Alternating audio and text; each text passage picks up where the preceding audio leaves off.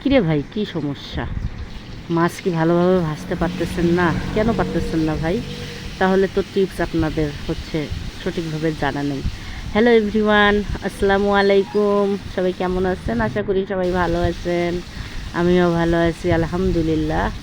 তো আজকে জম্পেশ একটা রেসিপি নিয়ে হাজির হলাম। যাদের বিশেষ করে মাছ